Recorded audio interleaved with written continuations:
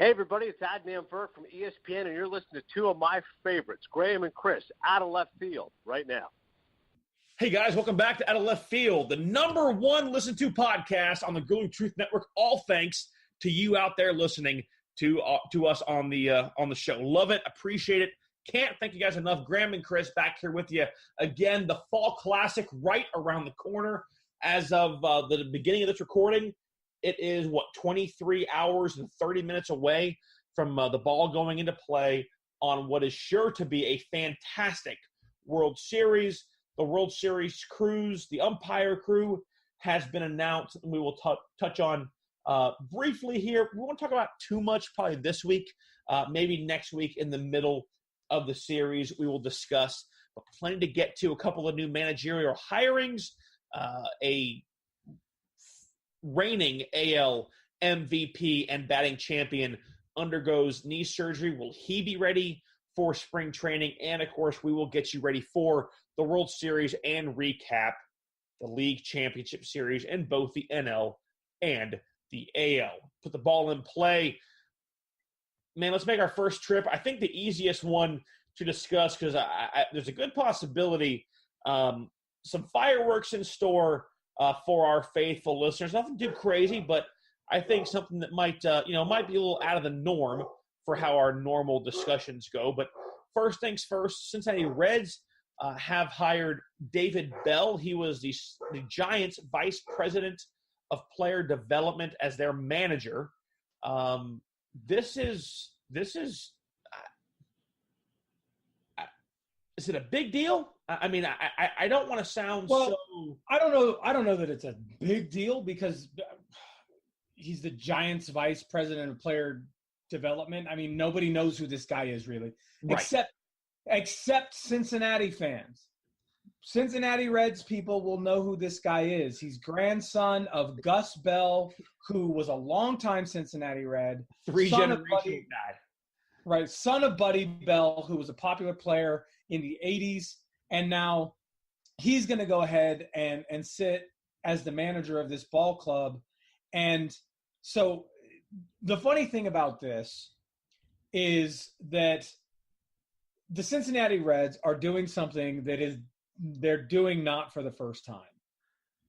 In 1984, the Reds drew 1.6, 1.5 million total attendance at Riverfront Stadium. They lost 92 games, and they fired Vern Rapp, and they brought back a Cincinnati native, wildly popular Cincinnati Reds player, Pete Rose, to be their player manager. And all hell broke loose. Now, they're going back into native Cincinnati, right? Native Cincinnatians, people who have a strong tie to this ball club, a family that has a strong tie to this ball club, and they're pulling another rabbit out of the hat, and they're hoping that it doesn't go the way that the Pete Rose decision went in 1984 or 1985. So is this a big deal? No. Nobody knows who this guy is. Is it interesting that the Cincinnati Reds are willing to go and sort of replay history again and sign a guy who's popular in Cincinnati but not necessarily a popular managerial candidate? Yeah, I think it's pretty interesting. Yeah, and I mean, I'm not going to lie. I would love to know the reason why they didn't hang on to Jim Riggleman. Right? I mean, he took over after Brian Price was fired, did a really good job with that ball club. I think they finished right at about 500, maybe a game or two above or below. But when you look at the way that team began, when Price got the boot, Riggleman did a really nice job. Are we talking about the Reds? Yeah. The Reds lost 95 games. Well, no. I get that, but my point is. Oh, you mean under him they played 500? Right. Once Price was fired, I believe they played about 500 baseball under Jim Riggleman. Yes, thank you for clarifying that for me because I made it a little bit foggy. But I mean, for me, one of the few ejections I remember of Riggleman this year really came as a result of an umpire. And I actually commented on a couple of areas I follow when Eric Cooper basically, they got into a shouting match. He and Riggleman got into a shouting match about an intentional walk. And he popped back off to Riggleman saying, hey, you got to hold up 4 fingers. You need to do your job. And Riggleman got pretty hacked off and came out there and got himself running. You know what? I actually held Eric Cooper heftily responsible for that ejection. I mean, if someone tells me to do my job, especially when you can see that he did hold up 4 fingers and Cooper wasn't looking, that pissed me off a pretty good chunk too. All I can think of is Riggleman has been around for a minute and doesn't want to be around for a rebuild. Buddy Bell, David Bell's father, is still a front office member of the Cincinnati Reds. David Bell managed the AA team for about 4 or 5 years from 2008 to 2012, managed a AAA squad for 1 year. To me, this absolutely screams that Joey Votto needs to be moved. And a team that needs a big bat or needs a first baseman or both needs to make a move for him. And the Reds should be willing to eat some of that contract to move him off the books. He had an MVP type year last year. Right. I think we thought he probably should have won. Stanton won based off of all offensive numbers. This year, not quite the same, but he is still definitely a piece that, that's surrounded by additional players can be very dangerous. And I just think this makes sense for the Reds, giving a guy his first managerial stint, because when you're a team who knows you're going to be rebuilding, if you fire this guy within 2 years, you just screwed him over. You just treated him dirty. You did him wrong because you're a team who's been a bottom feeder in the National League, even with some good talent. Guys like Scooter Gennett, Tucker Barnhart. They've had some opportunities. Homer Bailey's been hurt a lot. They had some arms, never quite came to fruition.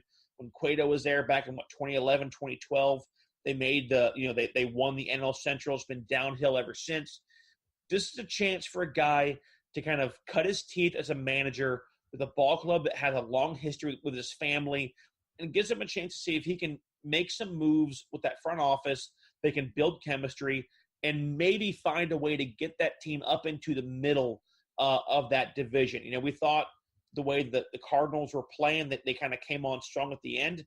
Does he have a chance to go ahead and surpass them? Obviously, the Brewers and the Cubs should be the cream of the crop in that division.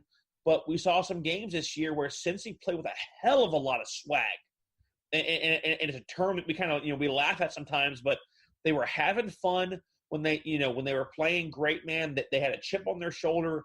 They were enjoying playing great. They were enjoying kind of playing spoiler because I knew they were going to be a spoiler for the majority of the year.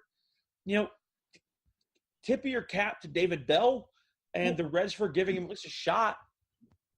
And it's not like they're giving a shot to a guy who's never managed a baseball team. He was a manager in their minor league system for 4 years. He was a bench coach. Excuse me. He's been a bench coach under Mike Matheny. He managed. He was a third base coach for the Chicago Cubs. He's been in San Francisco for a while as the vice president of player development. It's not like a guy who hasn't been around the game, never managed a ball club, never been involved in managing a ball club. This is a guy who has chops, just not as a manager at the major league level. So I would say that this is just like giving, Alex Cora a shot. It's just like giving, nobody has given him a shot yet, but Sandy Alomar Jr. a shot. It's just like giving guys who were players who become managers and get their first shot. This is the same thing. This is just his first time at the major league level in command of his own ball club. And I think the oddity here is that he's coming from a front office role down to the dugout, similar to what Dan Jennings did for the Nationals a couple of years ago when they fired their skipper, and his name escapes me at the moment. But I mean, it's at the end of the day, I mean, this is a guy who seems willing to come in a role that, he knows is going to be challenging and difficult. He's probably not going to have a bunch of early success, and he's still willing to go ahead and give it a try. And when you're a guy has been able to kind of cultivate talent, like, he was probably around when a Joe Panic was being cultivated, a Christian Arroyo who blossomed onto the scene early, kind of had some regression, but they moved for some positive pieces. Guys like and you'll know the name of the backup catcher who we both think is likely to take over Posey's spot as a catcher here in the next couple of years as we see Posey make a transition towards a first base a la Joe Mauer. I mean, there is certainly some depth in that Giants organization that you hope that Bell can bring to this ball club and find a way to hopefully sooner rather than later put them on a track to where they will be able to find their winning ways again. And he's also got a little bit of a connection with another younger manager, another guy who can give him some tips at maybe managing at the major league level. Because there have been some managers of the Cincinnati Reds and some players for the Cincinnati Reds who might be able to help out. One of those is a former player whose father managed the Cincinnati Reds, and that's Aaron Boone, who played for the Cincinnati Reds, and his father, Bob Boone, managed them. Yep. And you got to think, as a guy who's a Cincy native, he was around Aaron Boone at the time, or around Bob Boone at the time, since his father was probably with the organization, or his grandfather with the organization at the time. So if he needs help, it's there. He's got a father who's got managing chops. He managed the Tigers, the Rockies, the Royals, and he's got other managers around the league who are connected to the Cincinnati Reds franchise, who I'm sure are going to be able to be like, hey, here's how you handle a situation in the big leagues. And it's surprising enough that the Reds were caught off guard seemingly by the fact that Joe Girardi withdrew his name from contention this past Friday, and a man who either I think we both expect to see as a manager, and we'll see if there are any other vacancies that end up being left. I don't see him going to the Orioles. That's a team that he saw plenty during his time in New York. I think that's a team that also needs to go quite young. You might see a guy like a Rocco Baldelli, a former Rays player, was mentioned in the search by the Reds. You might see a guy like him make I think a young guy looking to kind of cut his teeth makes the most sense for Baltimore right now. They're going to try and move on from Adam Jones and as many other big names as they can. The hard part is that Chris Davis and Mark Trumbo neither played well at all this year and are owed a truckload of money. So it's going to be hard to get out from under those contracts. Another name that was kind of looked at for this Reds position was Brad Ausmus. Ausmus was a bench coach for the LA Angels, and as of, I believe, 24 to 48 hours ago, has finally been named by the LA Angels as their new skipper. He will take over, according to GM Billy Epler, as of noon yesterday. Quote, over the past few weeks, our baseball operations personnel sat down with numerous highly qualified and impressive candidates for our managerial role. We are thankful to all of them for their time and effort throughout the process. Ultimately, Brad's balance of connectivity, communication, and leadership skills, as well as his understanding of evolving strategies and probabilistic approach to decision-making, led us to him. We believe his knowledge, drive, and growth mindset will allow him to integrate seamlessly with our players and staff and will be pivotal in advancing our culture and moving us toward our goals as an organization, close quote. That sounds great. It's a cake with a bunch of frosting on it. The only problem is I think that cake is very undercooked. I think it's raw. And I think all the frosting you put on it is going to melt away pretty quickly in the Anaheim heat, and we're going to be left with an Angels team that's going to be not nearly as good and productive and with a high ceiling as they had at the beginning of this season. What say you, man? I have to agree. To be honest, I don't think that Osmus is the answer to anybody's managerial needs. We've seen what he did in Detroit, coming into a team that, yes, was aging, but was also doing quite well. And he managed to tank that right into the dirt. He had a losing record as a manager from 2014 to 2017 in Detroit. And now he spent a year off the field up in the Angels front office, and now he steps back down into the managerial position. And I just don't think that this is the right way to go. I don't think that he's coming into a good situation. I don't think that he's coming into a good time in Angels in the Angels timeline. You know, with Shohei Ohtani out for a year, you've got Zach Kozart coming back from injury. Who knows what he's going to be able to do or how he's going to be able to perform. You've got Albert Pujols, who I'm pretty sure is Father Time's older brother. And then you've got Mike Trout, who in 2 years is set to be either the longest tenured baseball player on any field or the richest and longest tenured baseball player on any field. Or the most sought after free agent in the history of baseball. Very accurate.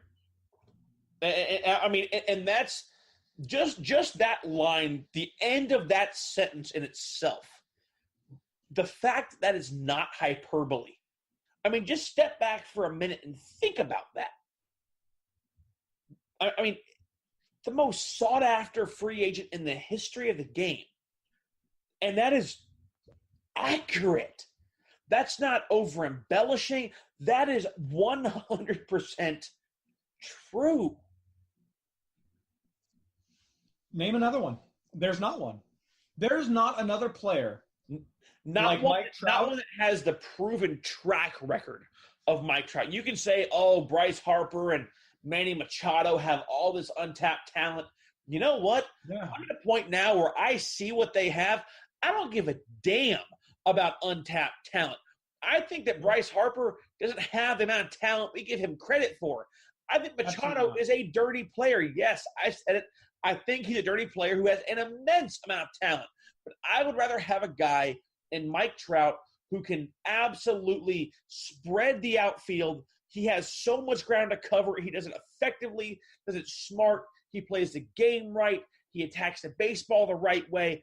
His weakest spot is up and in. Up and in. You know what? You can't attack a guy up in the zone all the damn time. You got to move the ball around, and he will make you pay for that. Trout is the most sought. And the problem is, if you attack Mike Trout up in the zone over and over and over, as soon as you attack him up in the zone and you make a mistake a few inches out over the plate, bye, because he will take that ball outside of the park every single time he puts the barrel on it. And here's the thing. I think that Brad Osmus is coming in to replace Mike Scioscia because the Angels don't have another option. I agree. They can say that they interviewed talented managers all that they want. I didn't see as many names on their list of prospects as I did even on the Reds, who are definitely going into a rebuild. Right. So if these guys are interested in managing the Cincinnati Reds, who lost 95 games, but they're not interested in managing the Los Angeles Angels, what does that tell you? Especially because the Angels are not retooling. They are tooling. They need to add additional pieces to take what is there and push it forward. You're not trying to acquire pieces to fill in holes. You're trying to go ahead and take what is there, what worked extremely well at the beginning of the 2018 season, and move that forward and push it ahead of teams like Seattle and Oakland. Houston, probably not. But if you can get ahead of at least the two aforementioned teams, guess what? You're likely a wild card team and in the playoff picture. If you can get one or two more Shohei Ohtanis that don't get hurt immediately, then you probably can push yourself ahead of the Astros. But who knows if that's a possibility? Well, Ohtani, Koza, they were bitten by the injury bug, and they need to find some starting pitching. But I'm with you, man. To me, I just don't see it. I even think a Sandy Alomar would have made more sense. A team under Brad Ausmus, I think so too. That they weren't competitive. He won 2 divisions, and in the middle of 2 divisions became one of the worst teams in baseball, if not the worst team in baseball. 2014, they edge out the Kansas City Royals by by 1 game. And guess who went on to the World Series that year? The Royals, losing 2, happily for you, your San Francisco Giants. In 2015, the Detroit Tigers, under the helm of Brad Ausmus, lost 87 games, winning only 74, just a couple of games ahead of the Oakland A's, who were the worst team in the American League. Flip around, 2016, all of a sudden, seemed to be back on top. Okay, hey, you know what? They're 186. Okay, yeah, were they 8 games behind the Indians? Sure, but you know what? The Indians had a great team that year. What hurt them? I think that Baltimore and Toronto won 89. 86 games, still a pretty solid game, pretty solid year. They finished probably 4th or 5th in the American League, a pretty solid year for them. Then we go to last year, 2017. What do we see?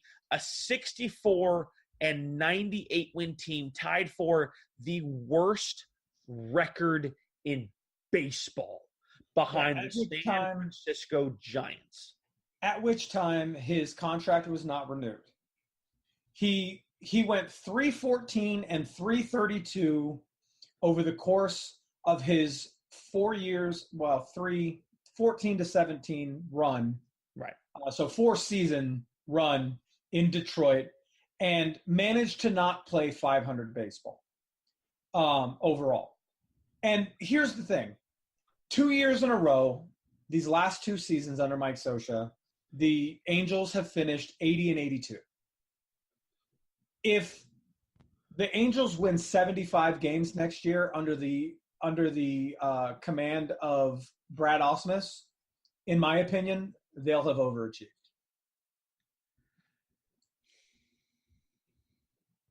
Unless Billy Epler, and this is a huge if, unless Billy Epler does amazing things this offseason during free agency, which I don't think he will.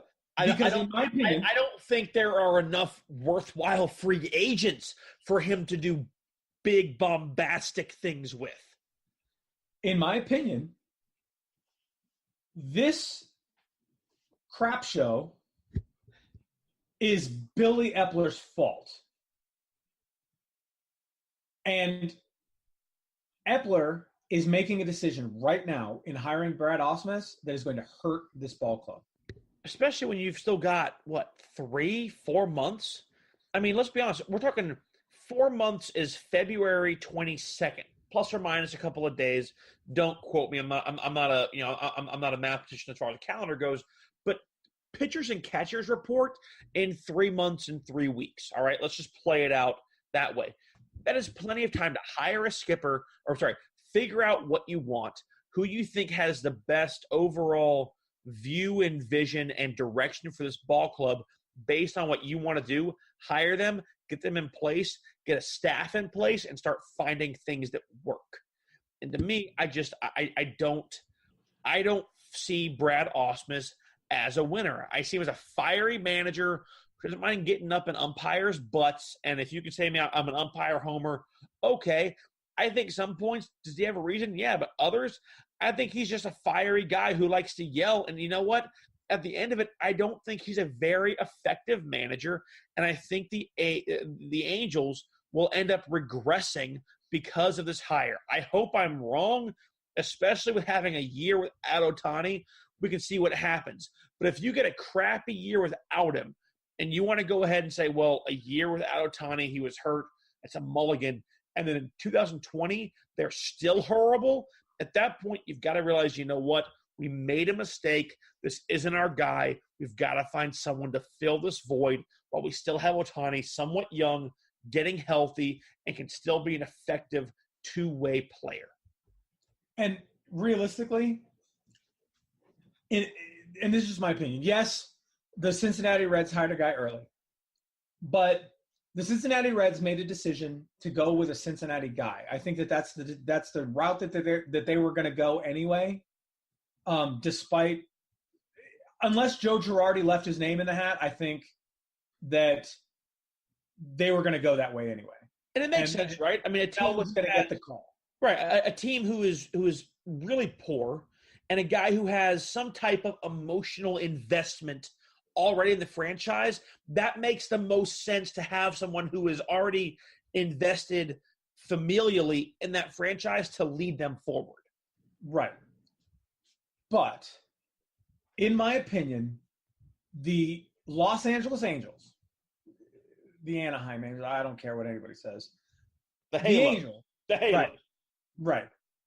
Have made a mistake in hiring a manager anytime before winter meetings.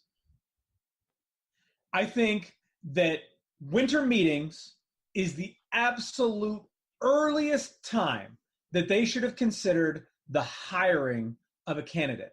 They should have been taking applications and giving interviews through winter meetings and announce something late December, early January, and no sooner, because they need to take their time with this. They are losing a guy who, after 19 years, their only World Series win and 1,650 victories under his belt, is stepping away from this franchise and probably not with the best taste in his mouth. He's been on the hot seat for a few years, and him and Billy Epler have been at odds for a couple of years. And I don't think that he thinks that Epler has managed the talent of this team or the acquisition of talent for this team anywhere near the way that he should have. I would love to fight with you, but I think that is one of those articulate and eloquent points you've made on the show. And I mean that completely respectfully. I think it makes the most sense because, you know, what if a free agent comes available who Ausmus has friction with? He's like, no, I don't want to go there. I don't like your skipper. Now you've lost out on talent for what purpose? For a guy who you hope is going to take you somewhere positive ahead of 80 games this year?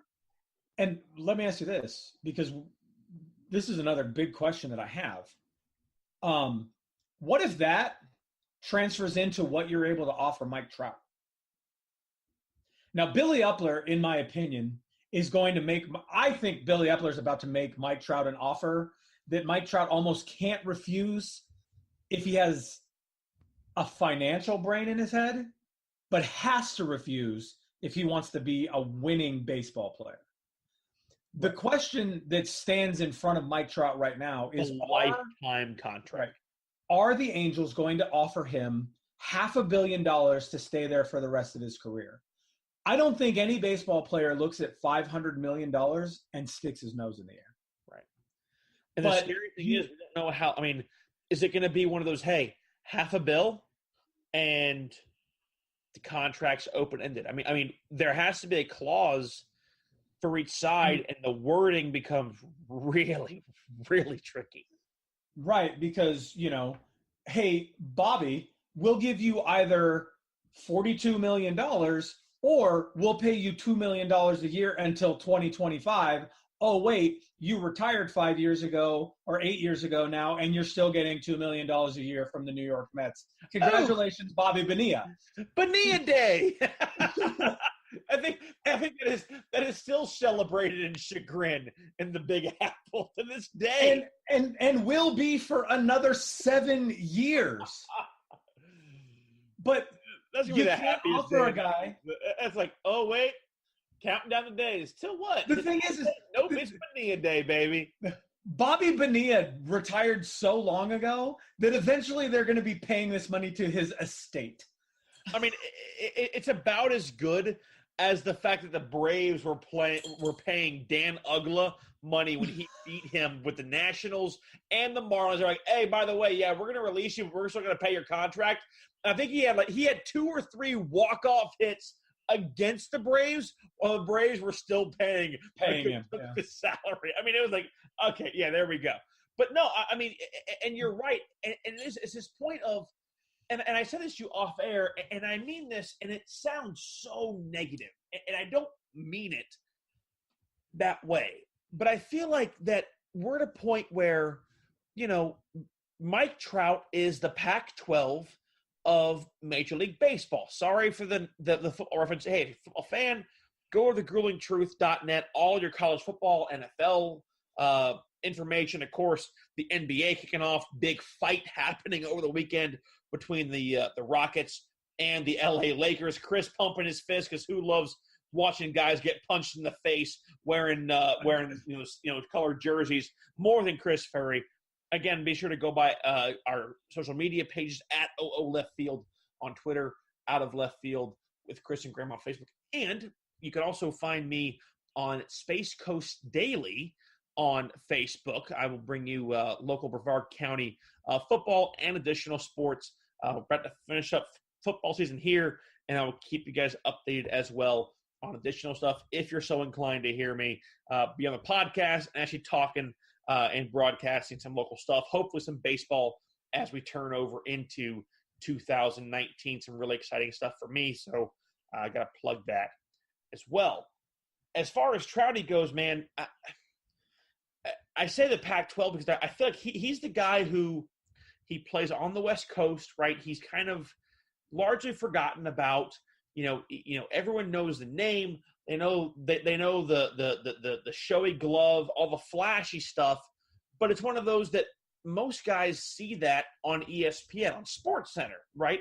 Most guys aren't staying up until 10:30, 11 o'clock for a first pitch when you're on the East Coast, even 9:30 or 10 in the Central time zone. So it's one of those things where not a lot of people watch him. And we talked about earlier this year on the show with the comments made by the commissioner about Mike Trout needing to try and brand himself more and getting out there. And Trout kind of just saying, Commissioner, I'm doing me. I'm happy with what I'm doing.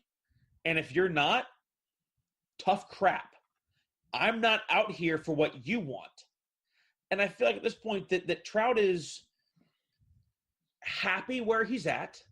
He's an MVP candidate every year. And has and won if he takes this lifetime deal, if it's offered, you said it exactly right. He is taking the money, the comfort, the happiness, and that's okay. He is still going to likely be a first ballot Hall of Famer. Completely deservedly so of a first ballot Hall of Famer. But I do believe if he takes that deal, he trades in the chance of winning a ring for happiness and contentment and, kind of a solid future. And there is nothing, we look at that going, man, you're trading in a ring, but doesn't every other person who doesn't play professional sports want happiness and contentment and job security and to be in a place that they love, working for a boss that they love and doing what they love? And that's what he has the opportunity to do. It's sure. It's but totally skewed, but I know you got a different take. I'm going. I do.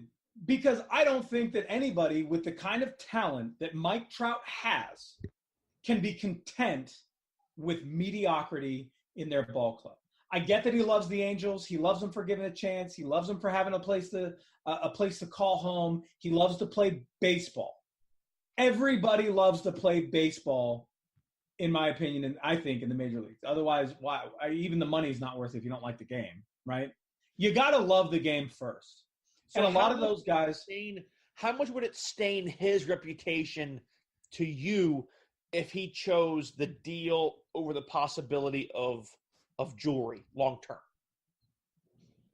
It's not the championships.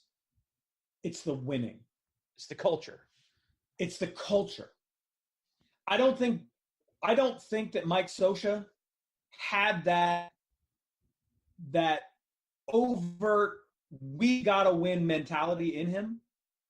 I don't think that Brad Ausmus has that overt we gotta win mentality in him. And certainly agree there. Certainly agree. I think that Mike Trout does, but he is too humble. He is too laid back and understated to make that who he is. And I just want to give you one quote that tells me why I think that. Well, I have a question, so I want to ask you this with that quote. Does it change your perception of him as a leader? We come from we bleed green, right? I mean, Army, we were through and through. We loved it. We lived it. Does it change your perception of him as a leader if that choice comes to fruition? As a leader, yes. I think he's the wrong person to be the captain of that ball club.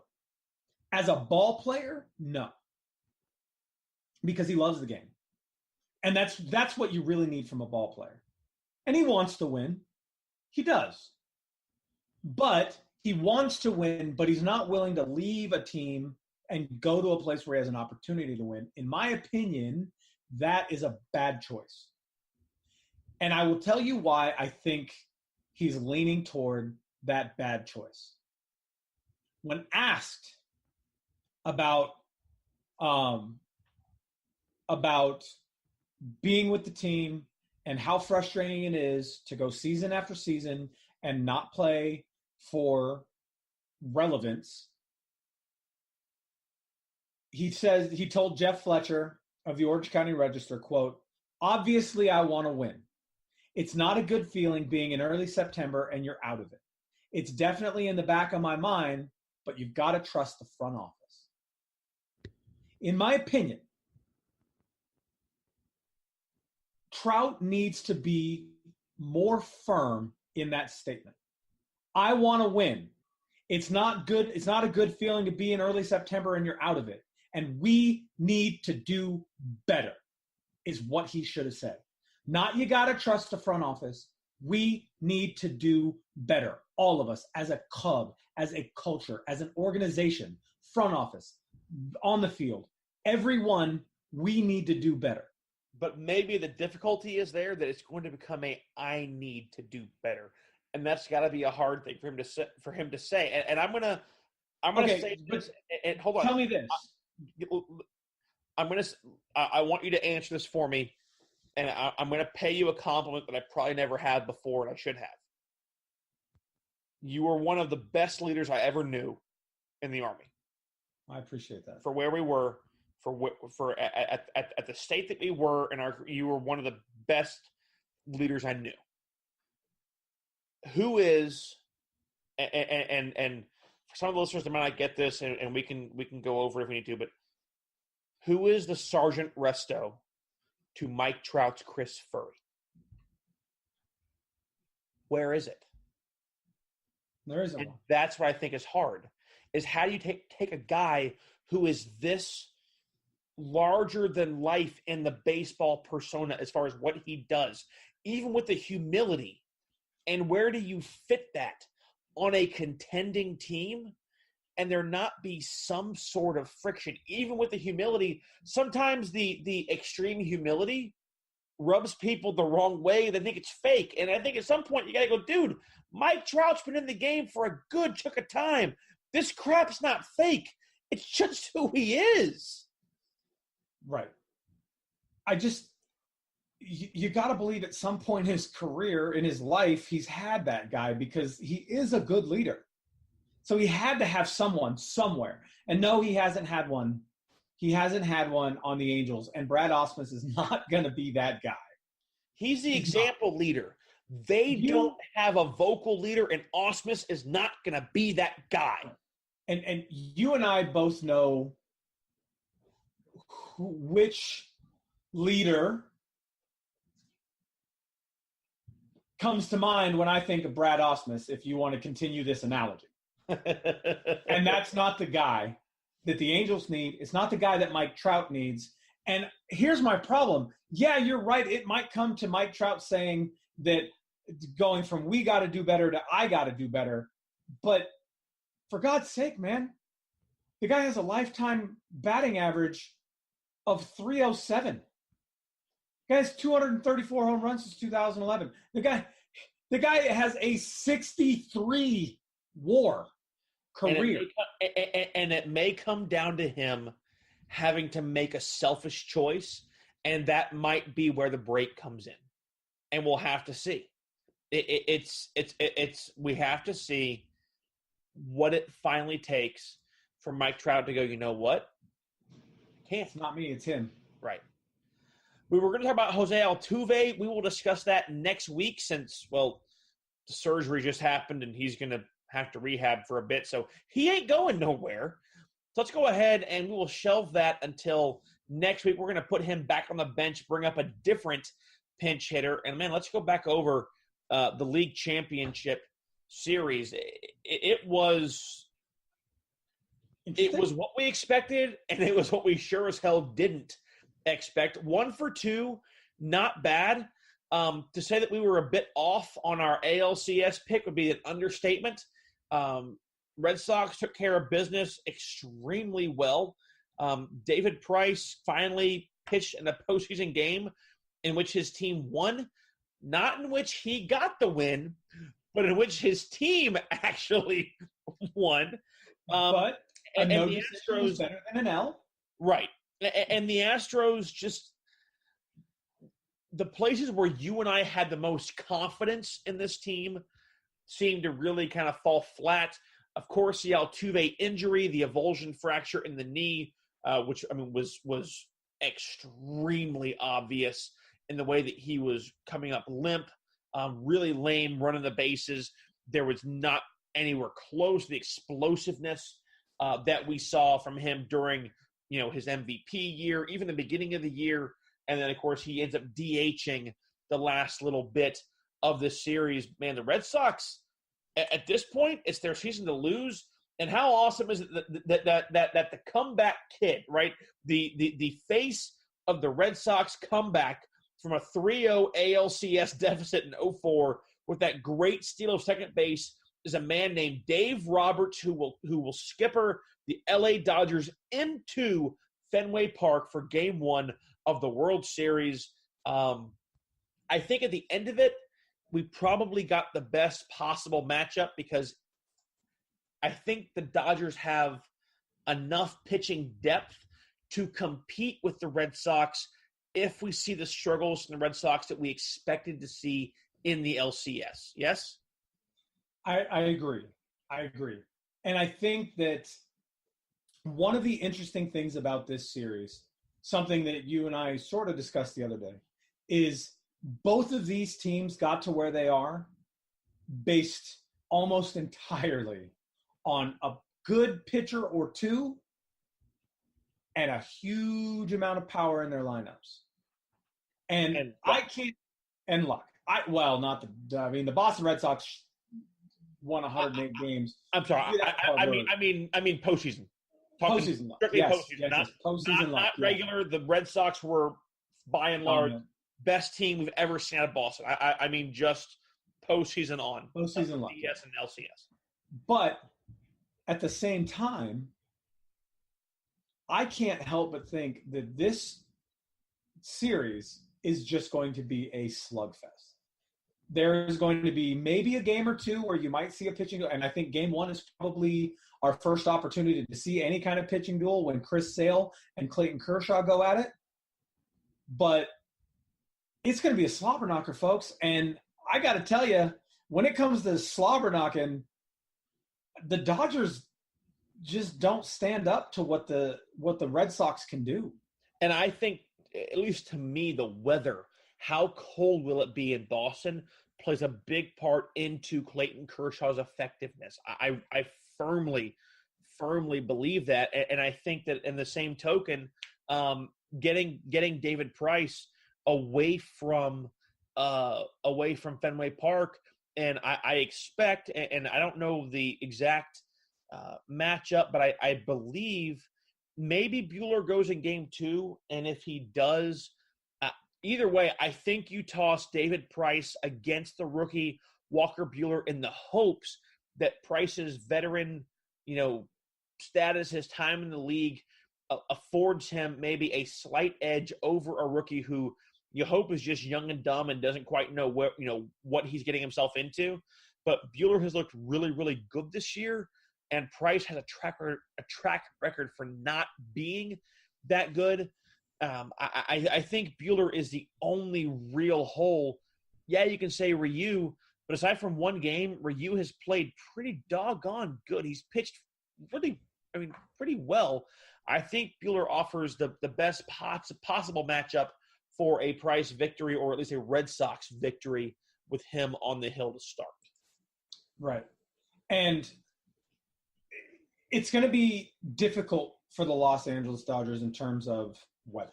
They're looking at rain, possible rain in Boston on Tuesday, and a high of 56. Could you imagine a delay? Oh, God. I don't even want to think about that. Just what that would do to the game overall. I mean, if it adjusts the schedule. And it looks like that's probably where the rain looks like it's going to be early on, hopefully. But 56 degrees, I know it doesn't sound real cold, but when you're coming from LA, that right now is mid-80s, that's cold. That's a 30-degree temperature swing, and that's a lot. Cold, dark, and rainy with probably some wind, that's going to be a very chilling 56. Right. And one of the things that I think that we've got to look at in this World Series is who are we going to see take the mound in games 2, 3, and 4, right? Not the actual who, because we kind of know who that's going to be. We have an idea of who that's going to be anyway. But the skill set and production, not so much the actual personnel. Is that what you're trying to get at? Right. Which versions of those pitchers are we going to see going into this World Series? Because we know that Rick Porcello can get the job done, and we know that Chris Sale can get the job done. But can Eovaldi? Can Price? In my opinion, I don't start David Price in Boston. I put Rick Porcello on the mound in Game 2 probably against Ryu, and I let those two slug it out, and I let Price go against the rookie Buehler in Game 3 in LA. Because if Buehler gets the yips going into his first really huge start, I mean, okay, an LCS, a DS, those are big starts. Right. But we're talking Game 3 of the World Series. And he started Game 7 of the LCS. I mean, it was a win or go home, and there's a possibility that we might see him in Game 2. I tend to, even though I say pitch him against Buehler, I tend to agree that I would go for Price Game 3 in LA, even if that is against Hyunjin Ryu. I just think he's a guy who either plays better in warm weather or in a climate-controlled environment like a dome, like he did in Tampa. We saw the struggles in Detroit. We saw him look better in Toronto, a dome that can be closed when necessary. And we've seen the struggles in the cold and the elements in Boston. So I think that at the end of it, it is kind of the outside influences might end up being the leading point in Core's choice. And one of the questions that I've been sort of going back and forth about is how much confidence do you have in this lineup and its ability? Which one? The Boston Red Sox. Okay. How much confidence do you have in this lineup and its ability to do big things with the bat? It's almost stupid to go through it, but J.D. Martinez, Mookie Betts, Jackie Bradler, Benintendi, Xander Bogaerts. I mean, these are big bats. And you have so much confidence in their ability to get the job done at the plate that you're willing to put Mookie Betts at second base in place of Ian Kinsler, who is probably defensively the better choice, but definitely not offensively the better choice, so that you can put J.D. Martinez in right field in L.A. so that you don't have to lose that bat as the designated hitter or put him somewhere that's might screw things up, because we know that J.D. Martinez is sort of a defensive liability, but you don't take 48 home runs out of the lineup. Sure. I think what Cora's doing is maximizing the talent that he has. And when Mookie Betts came into the league as an infielder, you maximize what he grew up doing, and you try and reignite that skill set in a way that works best for your ball club, a la the discussion we will likely have about Jose Altuve and the way A.J. Hinch used him in the ALCS. I think, and we had that discussion off air, and I'm sure it'll carry over next week. I see you nodding. So, I think we're kind of on the same page there. What gets me is that, all of a sudden Cody Bellinger wins the LCS MVP. Now, I don't take that for granted. Altuve won the LCS MVP and was very, very lackluster in the World Series last year with, I believe, George Springer winning the World Series MVP, if I'm not mistaken.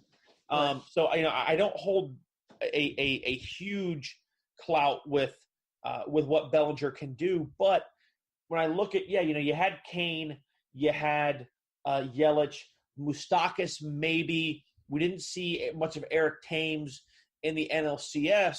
But when you have a Yasiel Puig, and, there is something kind of beautiful, regardless of your personal thoughts of the kid, but to see him be able to play with the reckless abandon and the childish enjoyment and kind of show off a little bit and beat on his legs and get all excited and not face retribution because of the stage that you're on, it's really fun to watch him play, isn't it? I mean, it's so much different than the regular season. And sure, it's a lot easier to go ahead and take those, that along with you in the postseason when he's being productive. But Justin Turner, Yasiel Puig, Cody Bellinger, you have spots all throughout this lineup, and I feel like, I'm not saying they can match the Red Sox bat for bat, but sometimes you got to just match them strike for strike, and that's okay, right? I mean, you can have a big blast by Justin Turner, and that be better than a bloop and a blast by Mookie and JD. Well, right, and it could be. The problem is that when you get into talking about Mookie and JD, you could be talking about back-to-back blasts. Right. And so while I agree that there are bats, there are. Cody Bellinger is a bat. Yasiel Puig is a bat. Max Muncy is a bat. Manny Machado is a bat. Justin Turner is a bat. Yasmani Grandal is a bat. Not a glove. Not a glove. Just a stick. Austin Barnes is a glove. Yes. And he can be a bat, but he's not a big bat. But when I look at the firepower and the depth charts, and I see Benintendi, JBJ, who is having a phenomenal postseason, Mookie Betts, who is the likely LCS MVP for the AL. I believe so. Yeah. I mean, I don't know who the hell else you're going to pick. I mean, the guy hit. Right. He was rivaling Big Papi and for most Red Sox RBI in the LCS. I mean, tearing the cover of the ball with a 3-run and a grand slam. And Mookie Betts, who's in my opinion, the likely American League MVP of this season. Sure. Even guys like Xander Bogaerts, Ian Kinsler, Mitch Moreland, JD Martinez. I mean, the list goes on. And the thing is that guys like Ian Kinsler and Devers and Nunez, who can all hit the ball, and those are their bench guys. You know what I mean? Sure. Like you look at the depth chart on the Boston Red Sox, and you look at the depth chart on the LA Dodgers, and you go, okay, who's sitting on the bench that can hit like the 5 guys on the field that can hit? Right. And Austin Barnes, Grandal, Kike Hernandez, maybe even a Chris Taylor hit a spectacular catch in left center. Doesn't strike the same fear you come up with from a Moreland and a Devers or whomever. You come up with one name. And that one name has been so inconsistent over the last 10 years that even that name doesn't strike the kind of fear that you feel like it should, and that's Matt Kemp. Hey, all-star this year. Yes, all-star this year. Had a hell of a year this year. But are you more afraid of Matt Kemp? Let's talk about a win-or-go-home game. Say a game 5. You're down a run, right? Let's play it on both sides of the ball. Are you more afraid to hear that Matt Kemp is going to pinch hit for the pitcher, or are you more afraid to hear that Devers or Holt or Nunez is going to pinch hit for the pitcher? I think the answer to the question, the way you're asking, is one-on-one, I'm more afraid of Matt Kemp. Right. The fact that I can't get past one and the Red Sox, because if I do, I've got to face another, leaves you with so few options defensively as a manager between bringing somebody in, who you're going to face, what can Cora do. It really hamstrings your options because they have so many guys they can put in on both sides of the plate. If you've got one out and ducks on the pond and Matt Kemp comes to pinch hit for the pitcher slot, it's a name you have to worry about, but it's also a name you can walk because you come to the top of their lineup. If you do the same thing with any hitter on the Boston Red Sox pinch hitting for the pitcher slot, now you got to face Mookie Betts. Benintendi. You immediately come into having to face Mookie Betts. Exactly. And in my opinion, that is the devastating part of this ball club, is the fact that you're talking about the first 5 or 6 guys in this lineup are people you can't pitch around. And if you got to pitch to guys like Mookie Betts and Andrew Benintendi and JD Martinez and Xander Bogaerts and Rafael Devers, you're going to get hurt. Well, I think time has come. Not that I don't think it's that much of a secret at this point. You and I'm very comfortable saying we choose the Red Sox in this series. Yes. The question, I think, becomes more so, how many games? So I need to caveat my response. I say 6 games, but that's because I'm expecting a solid game from Kershaw and an implosion from the Red Sox bullpen, but not on the same night. I think that's, if I get both together, I can be right and wrong. I think this can go 6 games.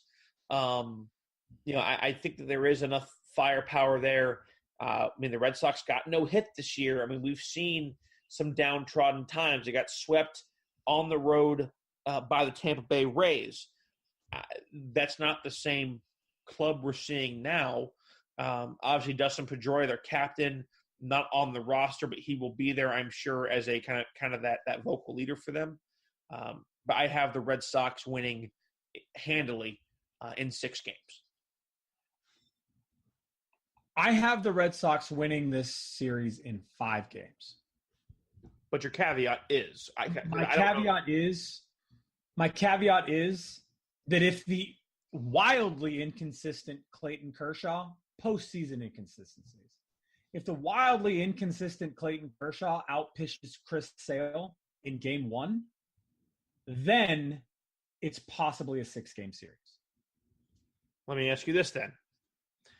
If the wildly inconsistent Kershaw gets absolutely obliterated in game 1, we're talking annihilated out in 2.5, 3 innings, would you go down to a sweep? Or is 5 games your minimum, 6 games is the max? 5 games is my minimum because they're going to pitch They're going to pitch Kershaw in game 4, and he's going to come back hungry for blood. Especially at home. Okay. So the Dodgers are going to take 1. But if they can't take the first one, they won't take 2. And you know Dave Roberts wants to take a game at Fenway. I mean, after all the history that he has there, a lot of positive history, but he wants to go ahead and make a mark there beyond that moment. Beyond the steal. And that's big for him. I mean that's a huge thing for him. So there you have it, guys. That's it. The Red Sox, our prediction to win after we predicted them both we both thought they were going to get bounced in the LCS, which, I mean, hey, you would have hoped they were going to get bounced because it would have been fun.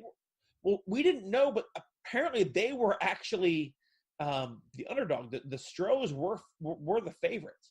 So they had that formidable rotation, man. And it just didn't pop the way we thought it would. And I think seeing the way they dispatched the Astros makes us that more fearful for just how damn good they can be. And you know what? I mean, like I said, good on them. I mean, awesome job for them. But that's it. So we have the Astros. I have the the Red Sox. I have the Red Sox in 6. Chris has them in 5 with the caveat of a 6 if Clayton Kershaw absolutely dominates game 1 against Chris Sale. Plenty more to get to. We will be sure to be back with you about the midway point of the series. Hell, it could be the end of the series as it starts tomorrow. We'll have a Tuesday, Wednesday game. We hope to be back with you on Sunday. Could be the deciding game 5. We could have more. Either way, we will break down either the middle of the series or the end of the series. And trust me, we're going to take you all the way through the off season. We'll have a little bit of break in there. I'll be taking a vacation beginning of November once the World Series ends. We're both going to kind of recharge a little bit, and we'll be coming back at you strong. But thanks so much. Again, you guys have made us the most listened to show on the Grueling Truth Network week in and week out. Everyone always thinks football is where it's at. It's football season. You guys have made baseball the number 1 show on the Grueling Truth. We can't thank you guys enough. Please continue to do so. Like us on Facebook at OO Left Field on Twitter. Of course, you can follow us there. Like us on Facebook, Out of Left Field with Chris and Graham. Tell your friends to listen. Get us on iTunes, iHeartRadio, all that stuff. We can't thank you guys enough, man. Anything to add before we go ahead and get out of here and get ready for what's going to be one hell of a series going into play tomorrow? One last thing. LeBron James would be a better person if someone was there to punch him in the face all the time. Well, LeBron didn't get punched. Hold on now. But he should have. I mean, he's getting all the junk for kind of pulling guys out instead of being in the middle of it. But I mean, that's just a little tough. LeBron would be a better person if someone was there to threaten to punch him in the face all the time. And real quick before we go, your World Series crew, congratulations to Tim Timmons getting his first World Series nod. He had the Cleveland-Houston series. He'll be home plate for Game 1. He will work replay Games 3 through 7. Kerwin Danley at first base. Ted Barrett, our buddy, the crew chief, hopefully to have him on at the end of the World Series. Chad Fairchild getting his first World Series. He will have the plate in Game 4. Jeff Nelson, Jim Reynolds, and Fielden Culbreth. Chris Conroy will also be the replay assistant in New York. Awesome job for those guys. Guys that we have seen in the World Series in the last 6 years. Ted Barrett in 14, Jeff Nelson in 14, Jim Reynolds in 14, Phil Culbreth in 2012. So really exciting stuff for them. One of those phone calls that certainly can never be replicated, and I know for a fact they will never forget where they were and how it felt when they called from Joe Torre. They're going to be on the World Series crew. Tip of the cap to them. A huge tip of the cap to you guys for all you do for us. We love doing the show. Can't wait to come back next week. Enjoy the show. If we end up either live tweeting or doing a kind of a live chit-chat about the game during the World Series, we will let you guys know. Be sure to tune in, say hello. We'll have some fun with that. Live tweeting, hopefully we'll have a chance to do that together. For all of us at the Grueling Truth Network and everybody at Out of Left Field, for Chris, I'm Graham. Thanks so much for hanging out with us. See you next week. Enjoy the Fall Classic Out of Left Field on the Grueling Truth Network. See you guys next week.